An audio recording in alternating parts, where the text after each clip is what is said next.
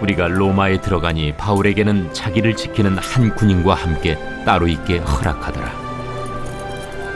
사흘 후에 바울이 유대인 중 높은 사람들을 청하여 그들이 모인 후에 이르되, 여러분 형제들아, 내가 이스라엘 백성이나 우리 조상의 관습을 배척한 일이 없는데 예루살렘에서 로마인의 손에 죄수로 내준 바 되었으니 로마인은 나를 신문하여 죽일 죄목이 없으므로 석방하려 하였으나 유대인들이 반대하기로 내가 마지 못하여 가이사에게 상소하며 내 민족을 고발하려는 것이 아니니라. 이러므로 너희를 보고 함께 이야기하려고 청하였으니 이스라엘의 소망으로 말미암아 내가 이 쇠사슬에 매인 바 되었노라. 우리가 유대에서 내게 대한 편지도 받은 일이 없고 또 형제 중 누가 와서 내게 대하여 좋지 못한 것을 전하든지 이야기한 일도 없느니라. 이에 우리가 너의 사상이 어떠한가 듣고자 하니 이 파에 대하여는 어디서든지 반대를 받는 줄 알기 때문이라. 그들이 날짜를 정하고 그가 유숙하는 집에 많이 오니 바울이 아침부터 저녁까지 강론하여 하나님의 나라를 증언하고 모세의 율법과 선지자의 말을 가지고 예수에 대하여 권하더라. 그 말을 믿는 사람도 있고 믿지 아니하는 사람도 있어 서로 맞지 아니하여 흩어질 때에 바울이 한 말로 이르되, 성령이 선지자 이사야를 통하여 너희 조상들에게 말씀하신 것이 옳도다. 일러스되 이 백성에게 가서 말하기를 너희가 듣기는 들어도 도무지 깨닫지 못하며 보기는 보아도 도무지 알지 못하는도다. 이 백성들의 마음이 우둔하여져서 그 귀로는 둔하게 듣고 그 눈은 감았으니 이는 눈으로 보고 귀로 듣고 마음으로 깨달아 돌아오면 내가 고쳐줄까 함이라 하였으니 그런즉 하나님의 이 구원이 이방인에게로 보내어진 줄 알라. 그들은 그것을 들으리라. 바울이 온 이태를 자기 셋집에 머물면서 자기에게 오는 사람을 다 영접하고 하나님의 나라를 전파하며 주 예수 그리스도에 관한 모든 것을 담대하게 거침없이 가르치더라.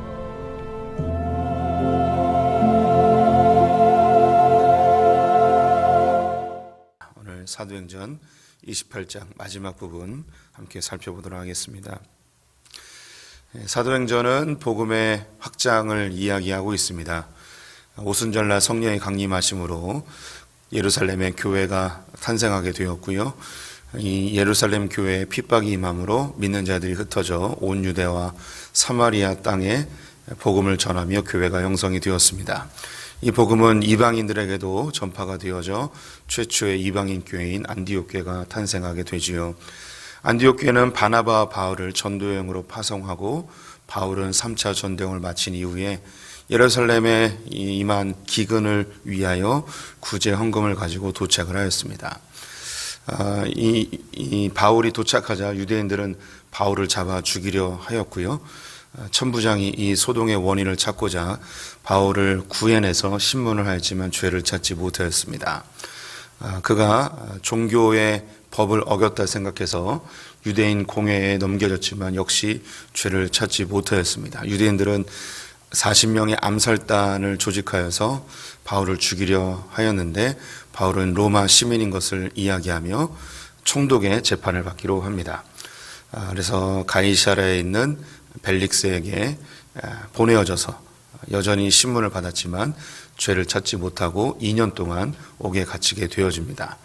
총독은 바뀌어서 베스도가 부임하게 되었고 베스도 역시 바울의 죄를 찾지 못하였고 아그리파 왕에게 신문을 받았지만 역시 죄를 찾지 못하였습니다.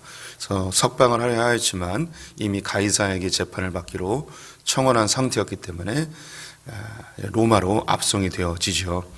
로마로 가던 길에 유로글로라는 큰 광풍을 만나 거반 죽게 되었지만 이 바울을 태웠던 이 배의 사람들 276명은 바울에 의해서 구출을 받게 되어집니다. 여러 우여곡절 속에서 드디어 로마에 도착을 하게 되었는데요. 로마에 온다는 소식을 듣고 이미 로마에 있었던 믿음의 형제들이 바울을 마중하기 위하여서 아비오 광장과 트레이스 타베르네까지 찾아와서 바울을 환영하게 되어집니다. 이 아비오 광장은 로마에서부터 70km 떨어져 있는 곳이었고요. 트레이스 타베르네는 50km 정도 떨어진 곳이었습니다. 여기 이곳까지 미리 나와서 마중을 하며 바울을 보고 싶어 했습니다. 바울도 그들을 보면서 격려를 받고 위로를 받게 되죠. 드디어 로마에 들어가게 되는데요. 로마에서는 죄수의 신분이었지만 다른 죄수들과 다르게 이제 30절에 보면 자기 셋집이라고 되어 있는데요. 여관 같은 것을 빌려서 그가 생활을 하며 좀 자유롭게 지냈습니다. 대신에 16절에 한 군인이 교대하며 바울을 지키고 있었습니다. 2해를 이 셋집에서 생활하며 같은 연금 상태로 지내게 되는데요. 이곳에서 이제 에베소서, 빌립보서, 골로새서, 빌레몬서 이런 서신서들을 기록한 것으로 추측이 되어집니다. 이 지금 불러드렸던 이 서신서들이 옥중서신이라고 불리는데요. 이 시기에 기록한 것으로 보여지고 있습니다. 가택연금이 시작되고 3일 만에 로마에 형성되어 있는 유대인들 커뮤니티의 지도자들을 초대하게 되어집니다. 그래서 유대인들 중에 높은 자들이 바울이 있는 이 새방으로 와서 대화를 시작하는데요. 바울이 이 유대 지도자들을 불렀던 이유는 자신이 로마의 법이나 유대인들의 법을 어긴 적이 없다라는 것과 로마인들에게 신문을 당하였지만 죄를 찾지 못하였다. 그리고 이곳에 온 것은 이 유대인들을 고발하기 위해서가 아니고 20절에 보시면 이러므로 너희를 보고 함께 이야기하려고 청하였으니 이스라엘의 소망으로 말미암아 내가 이 쇠사슬에 매인 바 되었노라. 내가 유대인의 죄를 진 것도 아니고 로마인의 죄를 진 것도 아니고 그리고 나를 이렇게 죄 없이 가둬놓은 유대인을 고발하기 위해서도 아니고 내가 이렇게 쇠사슬에 매여 로마에까지 온 이유는 무엇인가? 이스라엘의 소망에 대해서 너희들에게 이야기하려고 왔다라고 이야기합니다. 이스라엘의 소망이 무엇인가? 이것은 이스라엘이 400년 동안 기다렸던 그 소망입니다. 바벨론에 의하여서 이스라엘이 멸망하고 바벨론, 페르시아, 헬라, 로마 4개의 제국을 거치면서도 이 유대인들이 이스라엘이 그들이 마음을 놓지 않고 끝까지 붙들고 있었던 그 소망, 그것은 바로 메시아의 도래입니다. 메시아가 올 것을 소망하며 기다리고 있었던 것이죠. 그런데 메시아가 오셨습니다. 그런데 유대인들은 이 메시아를 받아들이지 않죠. 그게 바로 예수 그리스도입니다. 그래서 이 바울이 자신도 동일하게 그 메시아를 보았지만 그를 인정하지 않고 믿지 아니하였는데 다메섹 도상에서 그 예수를 다시 만나 그 예수가 메시아라는 것을 깨닫고 이 이스라엘의 소망인 메시아 예수 그리스도를 전파하기 위하여 모진 고난을 받고 쇠사슬에 매어서 이곳까지 왔다고 이야기를 하고 있는 것이죠. 여기에 대해서 유대인 지도자들이 2가지의 반응을 합니다. 21절과 22절에 나오는데요. 첫 번째는 뭐냐면 너에 대해서 예루살렘에서 편지가 오지 않았다. 너에 대하여 고발하는 편지가 오지 않았으니 걱정하지 마라. 또한 너에 대해서 부정적으로 이야기하는 유대인들을 보지 못했다. 그래서 걱정하지 말고 네가 하고 싶은 이야기를 해라 라고 이야기를 합니다. 그리고 네가 이야기하는 것에 대해서 우리도 관심이 있다. 22절에 이에 우리가 너의 사상이 어떠한가 듣고자 하니 이 파에 대하여는 어디서든지 반대를 받는 줄 알기 때문이라. 네가 이야기하고자 하는 그것에 대해서 우리도 듣고 싶다. 왜냐하면 네가 전하는 그 이야기 때문에 모든 유대인들 커뮤니티에서 반대가 있고 분란이 있고 싸움이 있고 이런 것을 우린 이것을 들었다. 그래서 왜 도대체 싸우고 있는지, 왜 이것에 대해서 반대하고 있는지 그걸 좀 알고 싶다. 그러니 우리가 좀 자주 만나서 네가 전하는 그 이야기 그걸 한번 들어보자 라고 합니다. 그리고 23절에 보면 그들이 날짜를 정하고 그가 유숙하는 집에 많이 오니 바울이 아침부터 저녁까지 강론하여 하나님의 나라를 증언하고 모세의 율법과 선지자의 말을 가지고 예수에 대하여 권하더라. 바울이 이 유대인 지도자를 집으로 불러서 정한 날짜에 그들에 대하여서 두 가지를 알려줍니다. 하나님의 나라와 예수 그리스도에 대해서 알려주고 있습니다. 이것은 31절에도 동일하게 나오는데요. 31절에 하나님의 나라를 전파하며 주 예수 그리스도에 관한 모든 것을 담대하게 거침없이 가르치더라. 바울이 전한 것은 하나님의 나라와 예수 그리스도입니다. 이것은 복음이 담고 있는 내용입니다. 이 복음 안에는 하나님의 나라가 어떤 것인지, 그리고 예수 그리스도가 누구인지, 이것은 결국은 같은 것인데요. 예수 그리스도를 통해서 하나님 나라에 들어갈 수 있기 때문입니다. 그래서 예수 그리스도가 전한 것도 하나님의 나라에 대한 것이죠.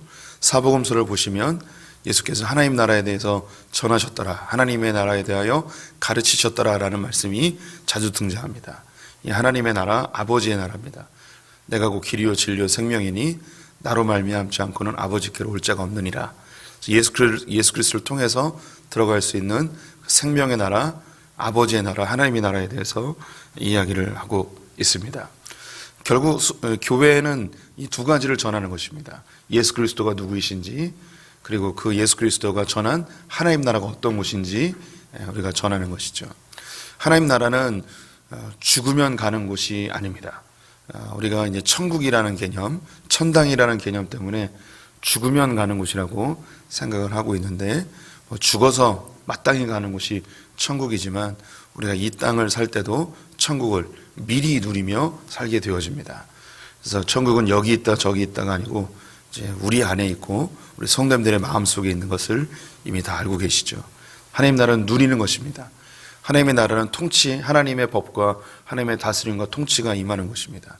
그래서 우리 성도님들이 이 땅을 살고 있지만 하나님의 법, 하나님의 질서에 다스림과 통치를 받고 있다면 우리는 하나님 나라를 살고 있는 것이죠.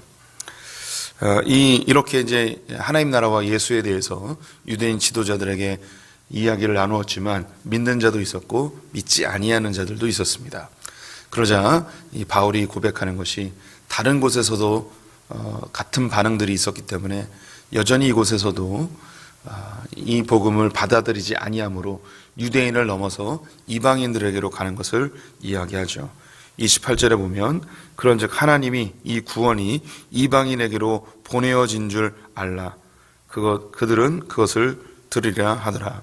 유대인들이 받아들이지 않는 자들이 있어서 이 복음이 이제 이방인에게로 흘러가게 되어진다라고 합니다. 이렇게 이제 이 사도행전은 마무리가 되어집니다. 결론 없이 이 바울이 죽었더라, 순교였더라, 이런 이야기는 없습니다. 바울이 이 로마에 끌려간 것이 한 64년쯤 됩니다. 그리고 바울이 순교한 게 68년쯤 됩니다. 그래서 2년 동안 감옥에 있다가 그리고 풀려납니다. 풀려나서 2년 더 복음을 전하게 되는데요. 이제 초대교회의 교회사를 기록한 유세비우스라는 분이 있는데 이분의 원문은 지금 남아있지 않습니다. 그런데 유세비우스의 교회사를 인용한 다른 책들이 있습니다. 거기에 보면 바울이 이 가택연금에서 풀려나서 석방이 돼서 복음을 전하는데 로마의 이제 북쪽 지방에서 이제 복음을 전하였다는 기록이 있습니다. 그리고 이제 네로가 기독교인들을 핍박하게 되어지죠. 로마에 불을 지르고 그 원인을 기독교인들에게 뒤집어 씌우면서 이때 많은 크리스천들이 죽게 되는데요. 그때 이제 이 바울도 죽게 되어짐을 기록하고 있습니다. 그것이 이제 기원 후 68년경입니다. 이때 이제 베드로도 죽고 많은 크리스천들이 죽게 되어집니다. 그 뒤에 이제 바울의 이야기가 기록되지 않죠. 그래서 사도행전은 지금도 계속 기록되어지고 있다, 이런 이야기들을 합니다. 그래서 우리는 지금 사도행전 29장을 살고 있다, 이런 이야기도 합니다. 네, 맞습니다. 이 사도행전은 성령의 행전입니다. 우리가 이 성령의 인도하심을 받고 복음을 전파하는 많은 사도들과 믿음의 사람들을 사도행전에서 보았죠. 지금도 여전히 성령님께서 사역을 해 나가고 계십니다. 복음을 전파하고 있고 곳곳에 교회를 세워가고 있고 우리 성도님들의 마음의 열정과 또 복음에 대한 사모함, 구령의 열정들을 불어넣으셔서 지금도 복음은 확장되어져 가고 있습니다. 우리 성도님들이 그 현장에 있죠. 어제 말씀드렸듯이 바울이 복음을 품고 있었습니다. 바울이 위대한 것이 아니고 바울이 갖고 있었던 복음이 위대한 것이죠. 이 복음이 예수를 잡아 죽이려 하고 믿음의 사람들을 감옥에 가두고 죽였던 스데반을 돌로 치는 그 현장에 있었던 하나님을 위한다던 열심히 특심하였던 그 바울을 변화시켜 놓았습니다. 예수를 죽이고자 했던 그 바울을 복음이 변화시켜 놓았죠. 이 바울을 변화시킨 이 복음은 이 알렉산드리아라는 배에 탑승하게 되어지자 그 배에 있었던 모든 사람들을 구원하고 그들 가운데 믿는 자들을 만들어 놓게 됩니다. 또 멜리데라는 섬에 도착했을 때 그 섬을 치료하고 회복시키고 또 변화시키는 일을 하게 되어지죠. 이 복음을 담은 이 바울이 로마에 도착하게 되어지자 로마가 바뀌기 시작합니다. 그는 로마에서 몇 년 있지 않고 생을 마감하게 되어지지만 그가 뿌려놓은 그 복음은 여전히 역사하고 생명력이 있어서 300여 년이 지나서 로마가 기독교 국가로 바뀌게 되어집니다. 로마가 위대해서 복음이 전파된 것이 아니었고 로마가 기독교를 공인한 이후 100여 년이 지나서 교회는 심각한 타락을 경험하게 되어집니다.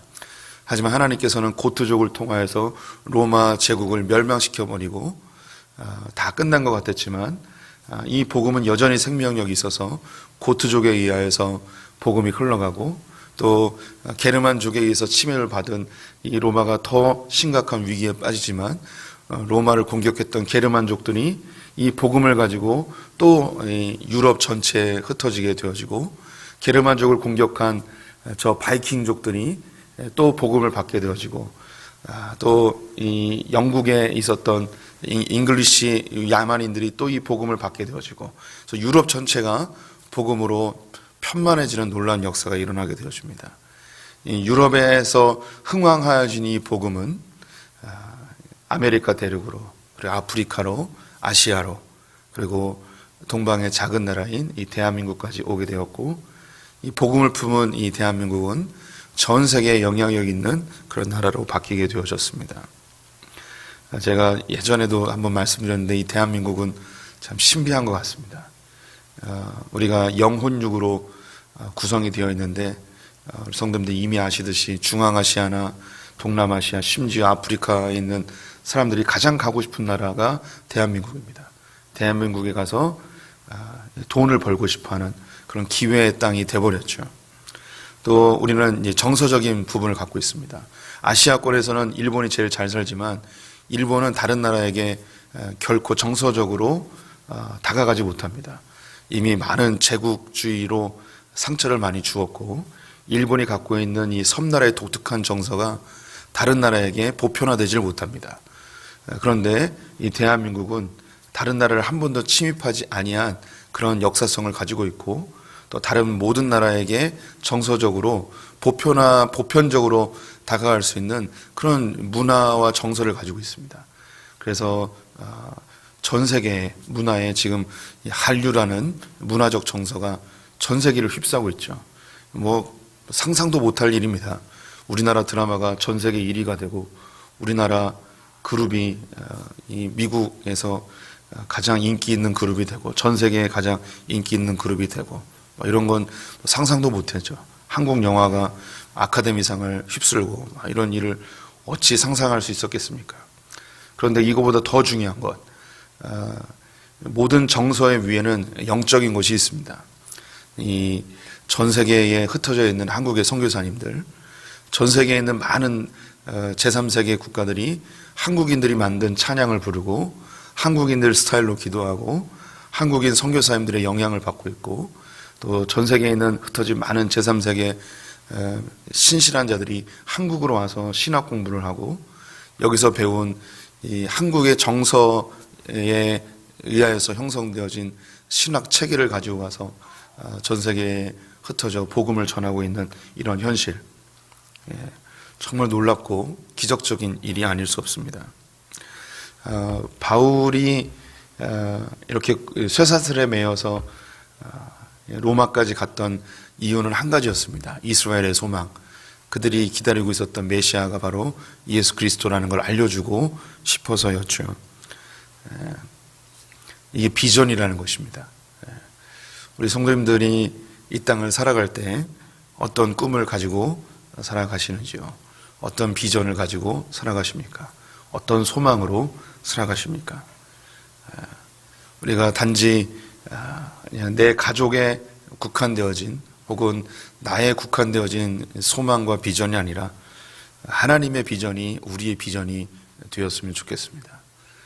복음이 땅끝까지 전해지고 교회가 확장되어지고 복음이 편만해져서 이 나라가 바뀌고 그리고 전 열방이 하나님의 복음으로 충만케 되어지는 것을 꿈꿨으면 좋겠습니다.